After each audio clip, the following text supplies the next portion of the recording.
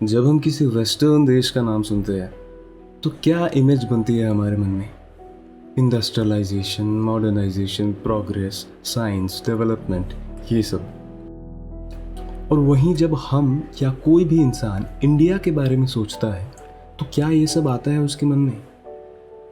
Science और history की किताबों में भी तो यही देखने को मिलता है कि लाइट बल्ब से लेके कंप्यूटर तक सारे मेजर इन्वेंशंस वेस्ट में हुए हैं। ये सभी हमें ये मानने पे मजबूर करते हैं कि ये जो भी मॉडर्नाइजेशन, टेक्नोलॉजी, साइंस, ये सब वेस्ट से आया है। और इंडिया में कभी टेक्नोलॉजी एडवांस्ड थी ही नहीं, इंडिया कभी मॉडर्न था ही नहीं। सच में तुम्हारे कहने का मतलब है ये ये ये और ये सब बिना एडवांस्ड आर्किटेक्चर और इंजीनियरिंग के नॉलेज के बनाना पॉसिबल था हजारों साल पहले।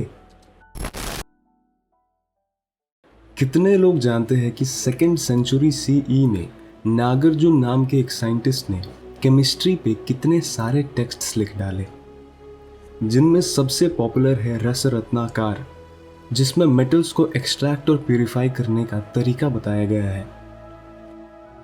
और इंडिया में उस समय पे मेटल एक्सट्रैक्शन और प्रोसेसिंग कितना एडवांस था, ये इसका सबूत है। दिल्ली का फेमस आयरन पिलर एक 6 टन भारी पिलर है और इसे 5th सेंचुरी एडी में बनाया गया था और इस पे आज तक जंग नहीं लगी। 6th सेंचुरी BCE में भारत में महर्षि सुश्रुत का जन्म होता है, जिन्हें फादर ऑफ सर्जरी भी कहते हैं। उनकी लिखी गई किताब सुश्रुत संहित में उन्होंने सर्जिकल टेक्निक्स जैसे plastic surgery, reconstructive surgery, ophthalmology और राइनोप्लास्टी के बारे में काफ़ी डिटेल्ड एक्सप्लेनेशन दिया है। ज़ीरो के कॉन्सेप्ट से लेके पाई के वैल्यू तक, प्लेस वैल्यू नंबर सिस्टम से लेके अर्थ के रोटेशन तक, ये सब हमें भारत के मैथमेटिशियंस और एस्ट्रोनॉमर्स जैसे आर्यभट्ट और ब्रह्मगुप्त बहुत पहले समझा चुके हैं। वैसे ही चाणक्य के अर्थशास्त्र ने दुनिया को इकोनॉमिक्स, गवर्नेंस और डिप्लोमेसी पढ़ाया। पतंजलि के योग सूत्र ने दुनिया को योगा और फिलॉसफी पढ़ाया।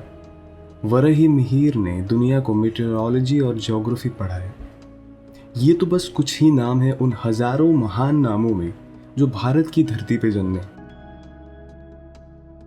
क्या नहीं था इंडिया के पास?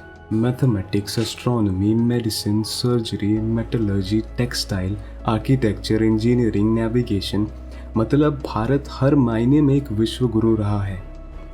फिर कैसे हम ये कह सकते हैं कि भारत को अंग्रेज या बाहर वाले मॉडर्न या आधुनिक बना के गए? सेलेक्टिव डेवलपमेंट करना, देश के कल्चर, ज्ञान और इंडस्ट्रीज को अपने फायदे के लिए बर्बाद करना मॉडर्नाइजेशन होता है? कैसे हम ये सोच सकते हैं कि डेवलपमेंट और प्रोग्रेस का मतलब होता है वेस्टर्न दुनिया? अब पूरी गलती हमारी भी नहीं हो सकती। TV, film, literature, social media, गाने, इन सब में वेस्टर्न इन्फ्लुएंस काफ़ी दिखता है। धीरे धीरे ना चाह के भी हम जो भी इंडियन है उसको वीक समझने लगते हैं, खासकर जब हमें मॉडर्न बनना होता है। जो जितने अच्छे से वेस्ट या किसी और देश के कल्चर, लाइफस्टाइल या भाषा को अडॉप्ट करेगा, वो उतना मॉडर्न कहलाएगा। और मानो या ना मानो, हम सब इसी रेस में भाग रहे हैं। जब यूरोप में 14th से 19th सेंचुरी में रेनेसां और साइंटिफिक रेवोल्यूशन चल रहा था, तब इधर भारत गुलामी झेल रहा था। नहीं तो शायद भारत दुनिया को बहुत पहले ही अपने न्यूटन और डार्विन दे चुका होता, या शायद गुलामी से निकलने की भूख ने भारतीयों को कागज पे अपनी थियरीज और आइडियाज उतारने का समय ही नहीं दिया। What are the influences that you see in India today that has been brought into India because of the British rule? The good infrastructure, the good architecture, the good design of the roads, the good urban planning, and also a good education system, all brought by British, and I'm very happy for it. The very first thing we study in history is that UK colonized India, which leaves an impression that okay, they are bad people, they have ruled over us, which is definitely not a nice thing to do. So as the youth, we still have this thing in our mind that no, the people are not nice. I think there would have been a lot of nice thing they did for India, but those things are not shown. We only are taught about how they ruled over us. ये सब आपको बताने का मतलब क्या है? बात सीधी से यही है कि आपको भारत को हल्के में लेना बंद करना होगा। वेस्ट या कोई और देश अगर इंडिया को हल्के में लेता है तो वो उनके जियोपॉलिटिकल स्ट्रैटेजी या डिप्लोमेसी के लिए हो सकता है। तुम तो अपने देश को हल्के में मत लो। इंडिया के सोशल और कल्चरल फैब्रिक को बर्बाद कर दिया गया था और उसका असर आज तक हम देख रहे हैं।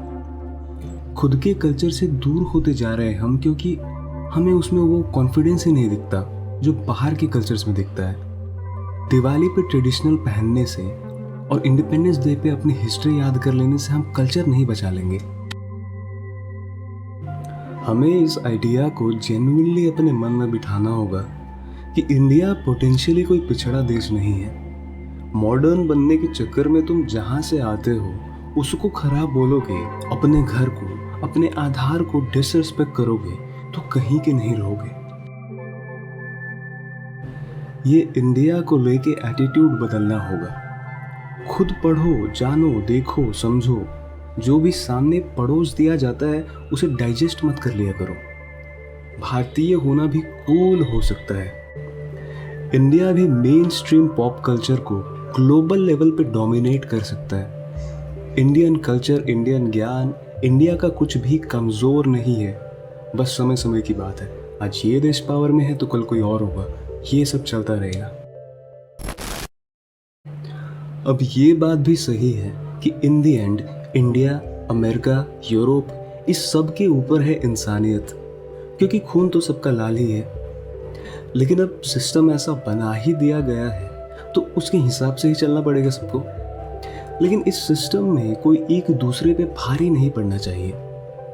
पावर में बैलेंस होना चाहिए। सब न्यूट्रल होना चाहिए। जहां एक दूसरे को एक्सप्लॉइट नहीं कर रहा अपने फायदे के लिए, तभी हम देश, दुनिया, भाषा, कल्चर, रिलीजन, इन सब का पर्पस समझ पाएंगे। क्योंकि जब हम इस सब के ऊपर उठ पाएंगे तभी हम ध्यान दे पाएंगे सबसे ज़रूरी चीज़ पे, जो है इंसानियत। थैंक यू हमारे सब्सक्राइबर को इस वीडियो के टॉपिक को सजेस्ट करने के लिए। अगर आपके पास भी अगले वीडियो के लिए कोई सजेशन है तो प्लीज़ कमेंट्स में बताएं।